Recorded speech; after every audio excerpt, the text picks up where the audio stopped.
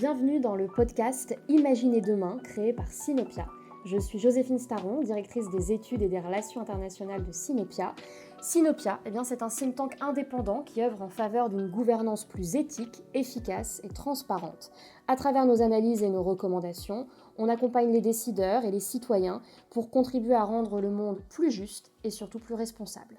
Chaque mois, nous prendrons le temps d'explorer une thématique en profondeur aux côtés d'un invité et ensemble, nous décortiquerons les enjeux, nous confronterons les idées pour vous apporter des clés de compréhension et d'action.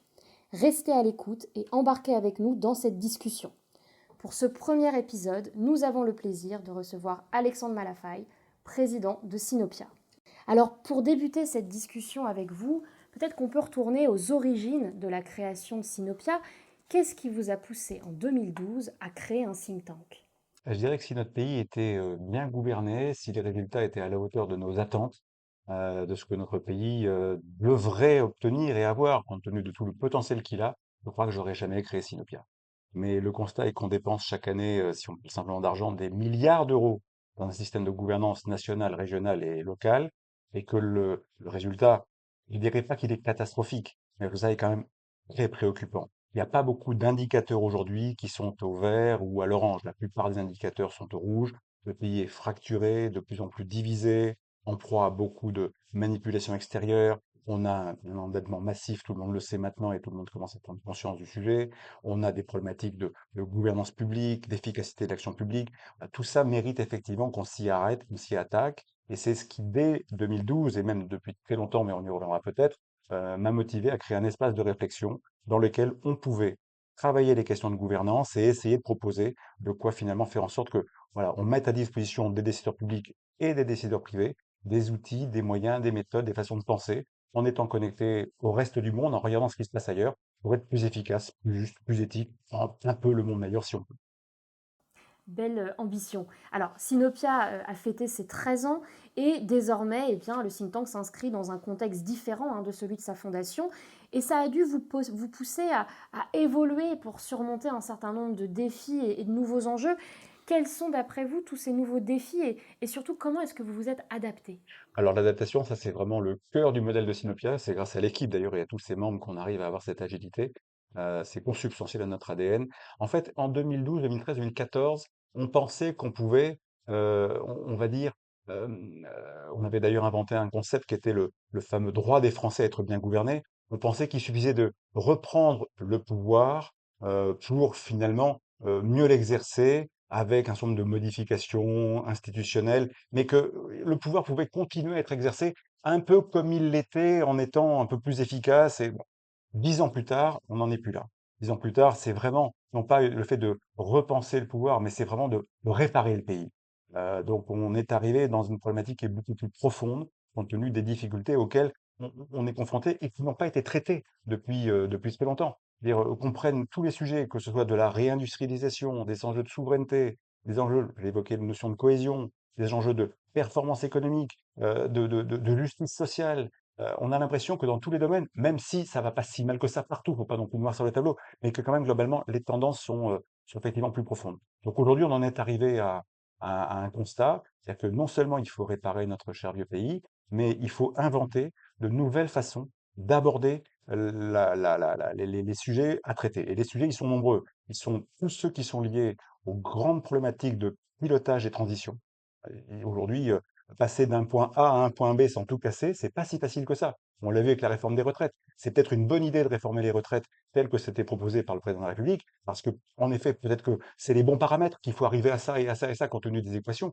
Mais si dans le même temps, vous n'associez pas les gens, vous oubliez l'enjeu du consentement, vous passez en force, enfin, on le voit aujourd'hui, on a l'effet boomerang. Voilà. Donc il faut inventer des façons de penser le pilotage du changement, de gérer les grandes transitions, de prendre en compte les entreprises, de les associer vraiment à la gouvernance du pays. C'est pas parce que les entreprises ne sont que au sens de l'intérêt général, mais elles y contribuent, elles y participent.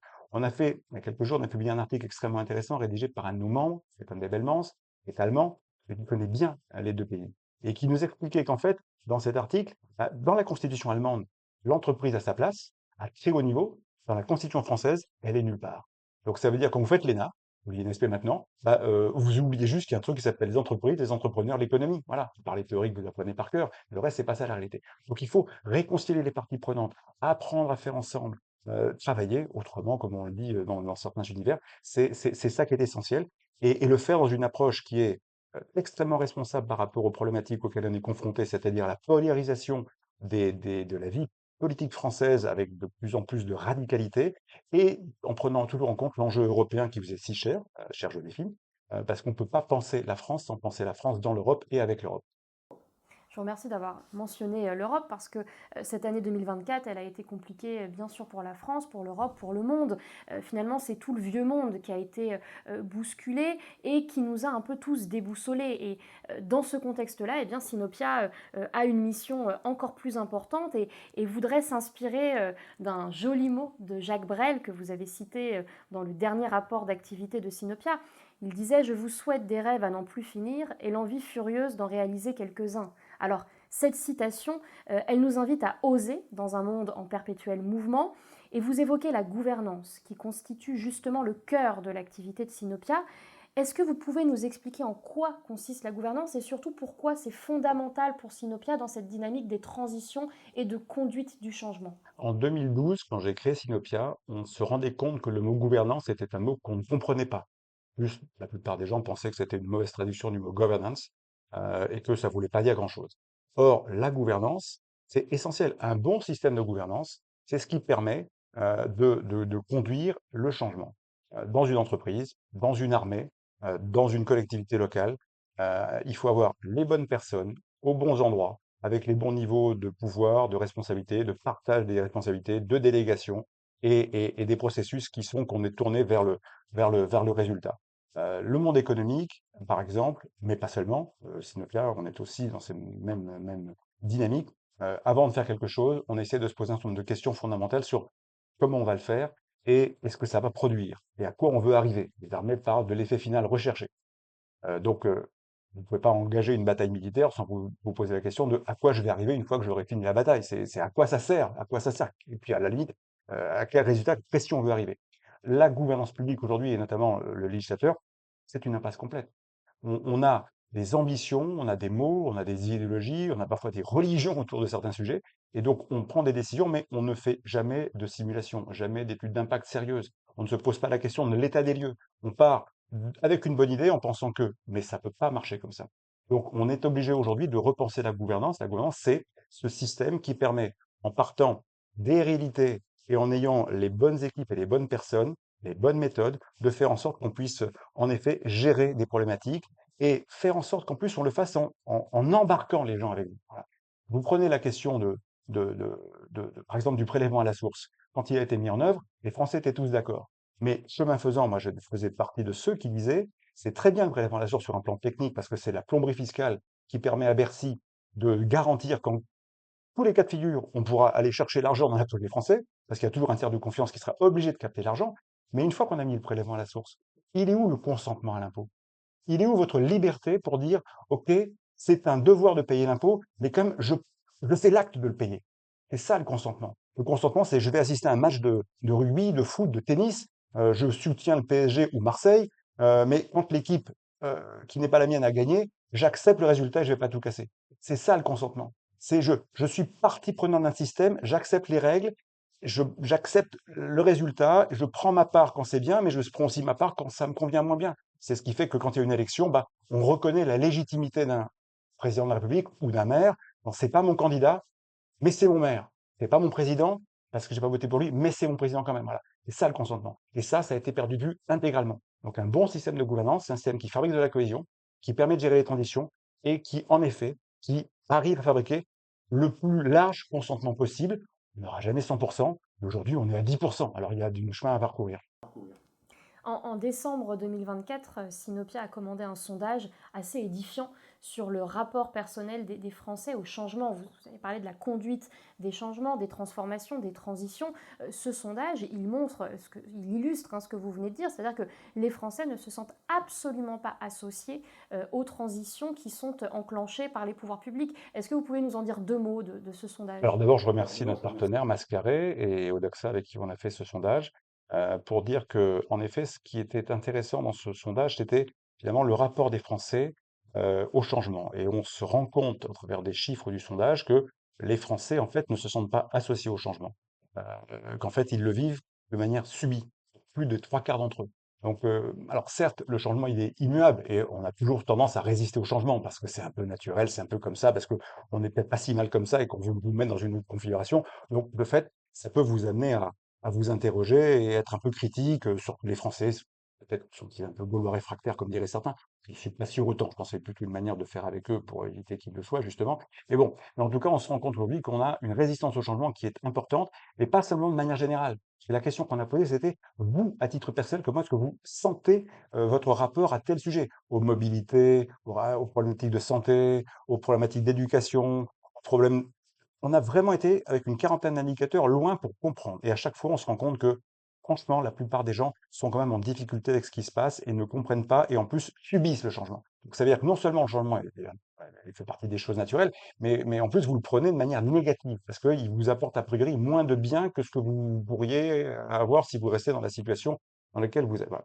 Et après, on a posé des questions également qui me paraissaient essentielles, parce que parler d'une bonne gouvernance, qu'est-ce qu'elle doit faire? Une bonne gouvernance, quand vous êtes en situation d'avoir un chef, une autorité, qu'elle soit politique ou dans une famille ou dans une collectivité locale ou dans une entreprise ou dans une armée, l'idée, c'est quand même que vous devez être respecté, écouté, protégé et tant que faire se peut, un peu guidé. Alors, j'aime pas trop le mot guider, mais vous ayez quelqu'un qui vous montre quand même une direction, surtout si c'est quelqu'un qui a une autorité politique ou, on va dire, sur votre activité professionnelle. Et même, pourquoi pas, dans un cénacle privé, dire, on va où? On va où ensemble? On fait quoi ensemble, etc. Et là, le résultat est sans appel. On a plus de 80% à chacune des questions des Français qui disent non, je ne suis pas respecté, je ne suis pas écouté, je ne suis pas protégé, mon avis n'est pas pris en compte, je ne suis pas associé aux décisions. Ah, plus de 80%, ça va entre 80 et 90%. Et c'est transpartisan. C'est-à-dire que ça concerne aussi bien les jeunes que les moins jeunes, les gens de droite que les gens de gauche, les gens en région, en province, comme on disait avant, ou les gens qui habitent à Paris. Donc ça dit quelque chose de la défaillance profonde de nos systèmes de gouvernance, de leur dévoiement aussi, il faut dire les choses comme elles sont. C'est-à-dire que finalement le système tourne un peu pour lui-même, il faut oser le dire. Malheureusement, c'est une espèce de, non pas de confiscation, mais c'est, voilà, tous ceux qui sont les insiders, comme on dit, ils sont dedans, c'est assez confortable de rester dedans, et donc on ne se remet pas en cause, et donc on en arrive à fabriquer à ce niveau de défiance à l'égard du système. Il suffit de regarder le baromètre du Cevipof, qui depuis 15 ans montre que la classe politique a entre 10 et 15% de confiance, et que souvent les mots qui viennent à l'esprit des gens, c'est dégoût, rejet, corruption, etc. Waouh. En France, dans un pays comme le nôtre, c'est édifiant. C'est devrait être lu en permanence par les hommes politiques, mais bon, ça sort et puis après on passe à autre chose, quoi, comme un sujet chasse l'autre. Donc il faut en effet prendre ces sujets-là absolument bras le corps, respecter, protéger, écouter, guider. Si on arrive à avoir des dirigeants qui se mettent un peu dans cette logique-là et qui l'incarnent en montrant l'exemple et en faisant, peut-être qu'on a déjà un début de restauration de quelque chose. On vous sent très engagé et passionné sur ces questions. Et justement, la mission de Sinopia que vous incarnez aujourd'hui, elle s'inscrit dans une trajectoire de vie assez atypique qui, à l'origine, ne vous destine peut-être pas à la création d'un think tank. Comment expliquer ce basculement vers cet univers si particulier? C'est le produit d'une vie, ça. J'ai la chance d'avoir un parcours un peu atypique. Disons que jusqu'à l'âge de 30 ans et en ayant commencé à 18 ans, j'ai été chef d'entreprise. Puis je suis rentré dans des grands groupes, donc j'ai changé d'échelle. Je passais de la petite boîte à la très grande. Là, j'ai travaillé une douzaine d'années, une quinzaine d'années dans des grandes maisons. J'ai appris beaucoup de choses en complément. Puis j'ai eu 40 ans l'envie de donner libre cours à un rêve qui avait la chance de se concrétiser, puisque mon premier bouquin venait d'être publié. Puis là, je me suis posé une question existentielle, je fais quoi de ma vie? Est-ce que je reste dans mon univers de carrière professionnelle ou est-ce que je prends le risque de tout lâcher pour me consacrer à l'écriture? Et j'ai décidé de me consacrer à l'écriture. J'ai publié 5 romans entre 2008 et 2013, mais j'avais du temps. Et j'avais non seulement du temps, en plus d'écrire mes bouquins et d'en faire la promotion, mais j'avais aussi du temps parce que j'avais cet espace de réflexion intérieure qui m'a animé depuis très jeune sur la problématique de la gouvernance. Pour moi, elle n'est pas nouvelle, cette problématique. J'ai commencé à m'intéresser à la gouvernance quand j'avais 14, 15, 16 ans, parce que je trouvais, alors ça s'appelait pas la gouvernance à l'époque, mais je m'intéressais à la vie politique de notre pays, j'étais passionné par l'histoire, et J'ai eu la chance, c'est assez improbable, vous n'étiez, vous en tout cas, Joséphine et Paul Paul Boucher qui assure la logistique de cette séquence, n'était pas non plus né. Nous sommes en 84-85. J'ai eu la chance avec deux amis d'organiser pendant 2 ans une émission politique sur un format où chaque semaine, j'étais dans une ville du Sud-Ouest, le Périgueux, avec les nouvelles radios libres qui venaient d'être créées, et on interviewait un homme politique, une femme politique, ou un syndicaliste, voilà. Et on les questionnait vraiment pendant 1 heure sur l'actualité, leur vision des choses, etc. C'était passionnant. Et moi, j'en suis ressorti là à 18 ans, après 2 ans d'expérience, avec une espèce de... J'étais édifié. J'ai dit, mais notre système marche pas, quoi. Ils sont formidables, ils sont très bons à l'oral, mais ils sont nuls à l'écrit. Le système est vicié. Le général de Gaulle a inventé un beau système, mais depuis, ça patouille pas mal dans le manche, quoi. Donc, faut faire quelque chose. Et donc, j'ai eu, à ce moment-là, j'avais 18 ans, j'ai décidé de piquer un coup de gueule. À l'époque, il n'y avait pas de réseaux sociaux. Ils dit, on fait comment pour piquer un coup de gueule? Bah, je dis, je vais prendre ma plume. Et là, j'ai découvert, à travers l'exercice de cette prise de plume, un truc extraordinaire qui est l'écriture. Et l'écriture, en plus, sur un univers qui était compliqué, qui était la chose politique. Et j'ai écrit un petit ouvrage qui s'appelait La Sixième République. Voilà. Donc là, je réfléchissais à l'ère du temps, pourquoi ça marchait pas et comment on pouvait, vu des jeunes de 18 ans, proposer quelque chose qui soit pertinent. Bon, depuis, ça m'a pas lâché. Et c'est pour ça qu'au fil de mes expériences, bah, je me suis retrouvé à la fin des années 2000, après avoir fait un peu de politique. J'ai adhéré à plusieurs reprises à un parti que j'ai requitté à chaque fois parce que ça m'énervait, parce que globalement, c'est-à-dire à part servir la soupe pour faire de la politique politicienne, ça servait pas à grand-chose pour produire du fond, et il passait à côté des vrais sujets, de mon point de vue, et je pense que 10 ans plus tard, j'avais eu raison quand j'avais créé Sinopia. Et puis j'ai fait aussi un peu de syndicalisme, et au sens patronal, puisque j'ai adhéré au MEDEF. Ça, c'était très intéressant parce que j'ai pu y découvrir les enjeux du paritarisme, qui est vraiment un modèle avec la démocratie sociale qui est essentiel à faire vivre. Et comme j'ai eu la chance aussi de travailler dans un grand groupe, j'ai eu aussi l'occasion d'être président de comité d'entreprise. Je suis une expérience très intéressante. Tout ça m'a nourri d'une école de vie et d'une école de réflexion et de pensée qui m'a confirmé qu'il fallait travailler sur la gouvernance et qu'il fallait le faire dans un cadre non partisan. Et c'est pour ça qu'en 2012, en ayant eu la chance de mobiliser une vingtaine de fondateurs, de gens connus, reconnus dans leurs univers, transpartisans, et donc j'ai pu créer ce think tank indépendant qui a vocation en effet à réfléchir à rendre le monde un peu meilleur. Bravo, merci pour votre engagement. Alors, avant de passer à la suite de cet entretien, on va marquer une petite pause pour évoquer un aspect essentiel. Chez Sinopia, nous sommes convaincus que des décisions mieux pensées peuvent transformer notre société. Et pour continuer à agir en toute indépendance et approfondir nos recherches, eh bien, nous avons besoin de vous. Si vous appréciez ce podcast et si vous souhaitez nous soutenir, alors n'hésitez pas à faire un don sur notre site sinopia.fr. Merci pour votre soutien. Et maintenant, retour à notre discussion avec Alexandre Malafaille, président fondateur de Sinopia. Alors, Alexandre, quels sont aujourd'hui les sujets sur lesquels Sinopia a eu un impact concret? Est-ce que vous pourriez, par exemple, nous donner un exemple de recommandation qui a été reprise ou qui a, selon vous, influencé une décision politique? Il y en a eu quelques-uns des sujets sur lesquels on a vraiment travaillé en profondeur. Si on remonte un peu dans le temps, à l'occasion de la campagne présidentielle de 2017, de ce qui a suivi, on a beaucoup travaillé à l'époque sur un outil qui est mal utilisé, qui est le Conseil économique, social et environnemental, le CESE. Et on a fait un certain nombre de propositions, après avoir mené vraiment une audition, mais on n'a pas fait une investigation au sein du CESE pour comprendre comment ça marchait, et pourquoi ça marchait ou pourquoi ça ne marchait pas assez bien. Et on a fait pas mal de recommandations dans le cadre d'un rapport qui a été repris. Voilà, il y a pas mal de choses, y compris sur la fameuse création des assemblées citoyennes qui sont fondées sur le modèle de la délibération, sur le rôle du CESE en tant que veilleur par rapport aux pétitions, par rapport à ce qui se passe dans la société civile. Voilà, on a fait des recommandations qui ont été prises en compte, on était assez content de ça. La réforme n'est pas allée assez loin. Emmanuel Macron s'est retrouvé entravé dans sa volonté de réforme institutionnelle après la crise des Gilets jaunes, mais ça, c'était déjà un point intéressant. On a fait en 2022, si on est toujours sur le territoire politique, un certain nombre de propositions. L'une d'entre elles a été reprise par le président de la République, c'était l'idée du Conseil national de la reconstruction. Alors le mot reconstruction, c'était le mot de Sinopia. Emmanuel Macron a fait le Conseil national de la refondation, mais c'est une idée de Sinopia euh, qui a été, euh, qui a été reprise. Alors reprise pour partie, reprise oui, de manière un peu différente de ce qu'on proposait en termes d'effet final. Voilà. Et puis après, bon, la gouvernance du projet a été ce qu'elle a été, et donc aujourd'hui le CNR est plus très vivant, mais il peut être réactivé parce qu'il nous permettait, de notre point de vue, de traiter des sujets en profondeur en prenant le temps de le faire et en associant toutes les parties concernées. C'était ça l'ambition de notre CNR façon Sinopia. Voilà, sur un territoire qui est celui du monde des entreprises. On a beaucoup travaillé à partir de 2017-2018 sur le sujet du partage de la valeur, qui nous paraissait un sujet extrêmement important qui concerne les entreprises et finalement sur leur rôle et leurs responsabilités. OK, une entreprise, elle doit faire du profit, c'est consubstantiel à sa survie, mais comme Sinopia.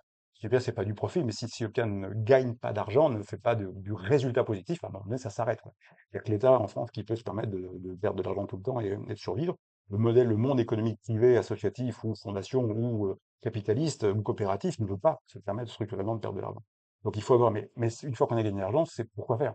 Voilà. Et donc l'enjeu du partage de valeur, comment cette valeur créée, qu'elle soit matérielle ou immatérielle, je la partage avec l'ensemble de mes petits produits. On a beaucoup travaillé là-dessus et je pense que la formule partage de valeur, c'est vraiment installé dans le paysage et je crois qu'on peut dire que Sinopia a joué un rôle conséquent parce que on a vraiment, entre les publications et puis tout le travail de rencontre qu'on a pu faire auprès des uns et des autres, ça a percé et on en est assez fiers. Merci beaucoup pour ces exemples très concrets. On dit souvent que le débat public aujourd'hui est décevant, biaisé, que les réseaux sociaux jouent un rôle finalement peu satisfaisant, que les médias ne sont peut-être pas à la hauteur des débats. Bref, le débat public aujourd'hui est extrêmement contesté. Quel regard est-ce que vous portez sur l'évolution du débat public en France et puis peut-être plus largement en Europe? Très sévère. Très sévère, parce que je crois qu'en effet qu'il n'est pas à la hauteur de notre temps et des enjeux qu'elle est confrontée.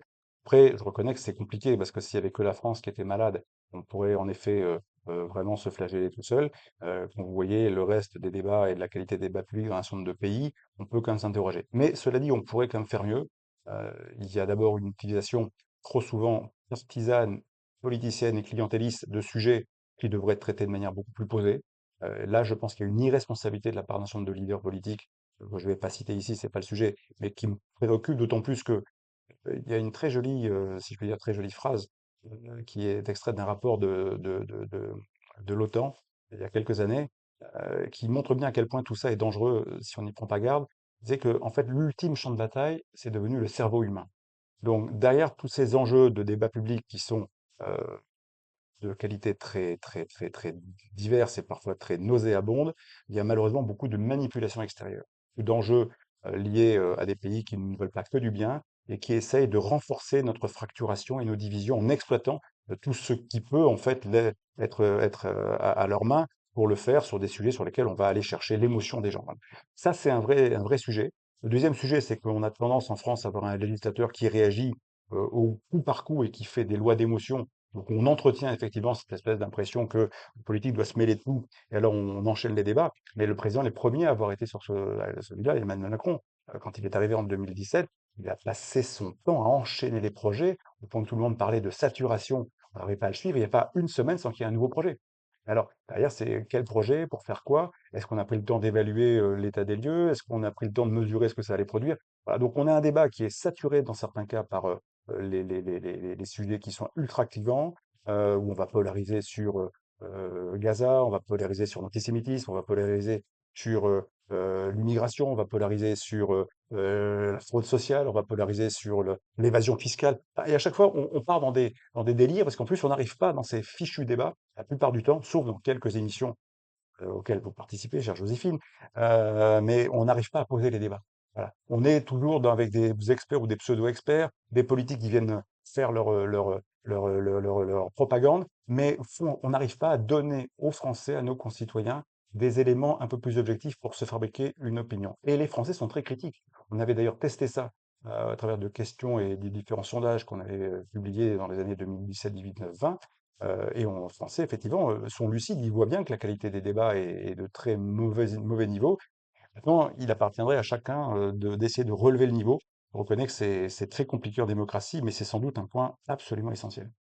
Et c'est un des objectifs de Sinopia, notamment. On vous remercie pour ça. Alors, avant de clôturer cet épisode, peut-être est-ce que vous pourriez nous dévoiler quelques informations sur les projets à venir de Sinopia et puis sur la direction que vous souhaitez prendre pour les prochaines années? Je pense qu'il faut aujourd'hui qu'on ait en ligne de mire, si je peux dire, une échéance qui est claire, qui est celle de 2027.